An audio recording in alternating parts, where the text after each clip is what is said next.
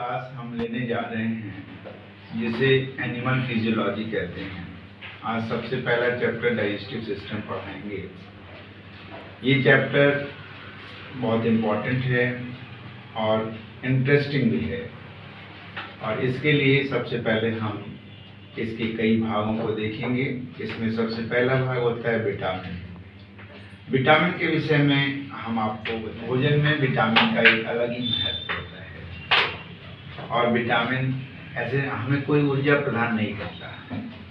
सच मामले में कहा जाए तो कोई ऊर्जा नहीं प्रदान करता। एक ऐसा पदार्थ होता है जो हम उत्प्रेरक के रूप में इसे हम लेते हैं। शरीर में भौतिक व रासायनिक क्रियाएं होती हैं जिसे मेटाबॉलिक एक्टिविटी कहते हैं, और उसी को चाहे तो वह धीमा करेगा चाहे तो वह तेज करेगा। एज ए कैटलिस्ट की तरह उसका व्यवहार होता है। अब हम लोग समझने की कोशिश करते हैं कि वास्तव में विटामिन के रूप क्या हैं, विटामिन किस रूप में होता होगा।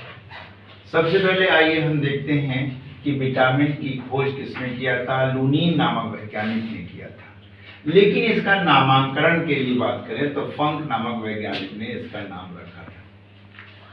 यदि हम इसको परिभाषित करना चाहें, विटामिन को परिभाषित करना चाहें, तो निश्चित तौर पे हम कह सकते हैं कि यह एक ऐसा पदार्थ होता है जो शरीर में होने वाले भौतिक और रासायनिक क्रियाओं को तेज या धीमा कर देता है। भौतिक और रासायनिक क्रिया का मतलब होता है उपापचयी क्रियाएं।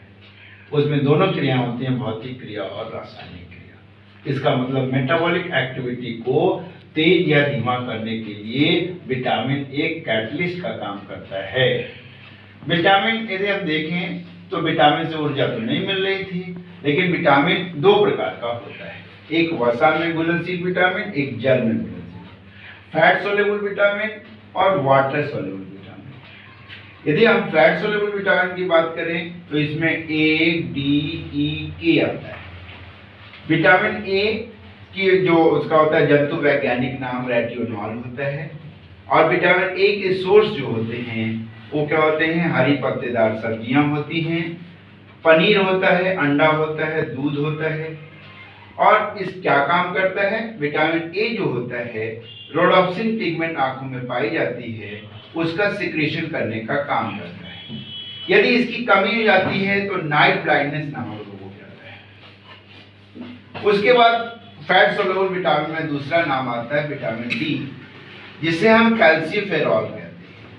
इसके सोर्स भी हम यदि देखें तो सूर्य की जो पहली किरणें होती है, जो जिसमें लालिमा होती है, वो उसके अधिक सोर्स होते हैं। इसके अलावा दूध है ही, मक्खन है, अंडा है, ये सब उसके सोर्सेज हैं। और इसकी कमी हो जाए तो रिकेट्स नामक रोग हो जाता है। और ये काम क्या करता होगा, इसमें ये क्या होता है, कैल्शियम का जो मेटाबॉलिक एक्टिविटी होता है उसको विटामिन डी कंट्रोल करता है। विटामिन ई जो फैट सोल्यूबल विटामिन है, जिसका जंतु वैज्ञानिक नाम टोकोफेरॉल होता है, और विटामिन ई के सोर्सेज भी जो होते हैं वो फैट सोल्यूबल होते हैं, जैसे मक्खन हो गया, अंडा हो गया, दूध हो गया, पनीर हो गया। ये उसके अलावा पत्तेदार सब्जियां हैं ही। लेकिन अभी तक जहां तक मैं बताऊं कि अभी तक इसके बारे में बहुत डिटेल स्टडी वैज्ञानिकों ने नहीं की है, और मैं ये बताया है कि मनुष्य में कौन सा पर्टिकुलर रोग होता है।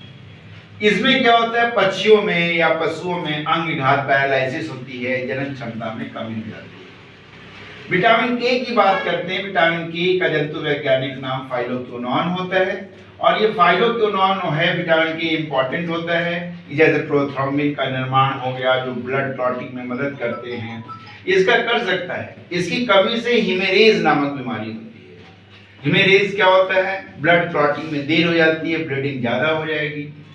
अब हम आते हैं विटामिन, दूसरा जो विटामिन है जिसमें हम जल में घुलनशील विटामिन जिसे कहते हैं, इसमें केवल दो विटामिन आते हैं, विटामिन बी और विटामिन सी।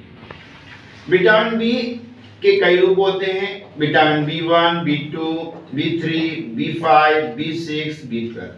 लेकिन इसको कॉमनली यदि हम लें तो हम इसको विटामिन बी कॉम्प्लेक्स कह सकते हैं। It is vitamin B complex. It can be divided into vitamin B1, B2, B3, B5, B6 and B12. अब B1 के बारे में देखें तो B1 का जो जंतु वैज्ञानिक नाम होता है थाइमीन, और ये विटामिन B1 जो थायमीन है, इसकी कमी से बेरी नामक रोग होता है। और ये विटामिन जो इसके सोर्सेज देखेंगे तो हरी पत्तेदार सब्जियां होंगी, हरी पत्तेदार सब्जियां, दूध होगा, ये कॉमन होता है। और बेरी नामक इससे रोग होता है। विटामिन B2 कहते हैं, जिसे हम, इसका जंतु वैज्ञानिक है राइबोफ्लेविन, और इसकी कमी से किलोसिस, माने एक त्वचा रोग कहते हैं इसको, माने ये किलोसिस हो जाता है ये। तो उसके बाद विटामिन B3 कहते हैं पैंटोथेनिक एसिड, ये डर्मेटाइटिस जो होता है, ये भी त्वचा रोग है, स्किन पे स्पॉट पड़ जाना। विटामिन B5, जिसे इसका जंतु वैज्ञानिक नाम है निकोटेनिक एसिड, निकोटेनिक एसिड, इसमें प्लेग्रा है। प्लेग्रा होता है जैसे जीभ की पपड़ियां पड़ जाती हैं, तो ये पपड़ी पड़ जाती है, काफी माने बीमारी होती है, बड़ी बीमारी कह सकते हैं। विटामिन B6, जिसे पाइरोक्सिन कहा जाता है, पाइरोक्सिन से पर्सीनियस एनीमिया नामक रोग होता है, ये खून की कमी वाला रोग है, खून की कमी होती है। उसका विटामिन B12, जिसे साइनोकोबालमिन कहते हैं, ये भी एनीमिया होता है, इसमें भी ब्लड की कमी हो जाती है। अब आते हैं विटामिन B6, विटामिन C के बारे में, जिसे इसका नाम होता है एस्कॉर्बिक एसिड।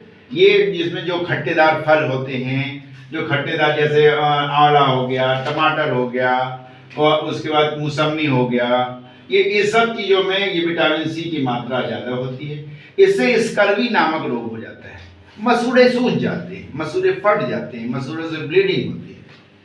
तो ये हमने क्या देखा आज हमने विटामिन के बारे में जाना। विटामिन एक उत्प्रेरक है, और उत्प्रेरक के रूप में यह भौतिक और रासायनिक क्रिया को, शरीर में होने वाली क्रिया को तेज या धीमा कर देता है।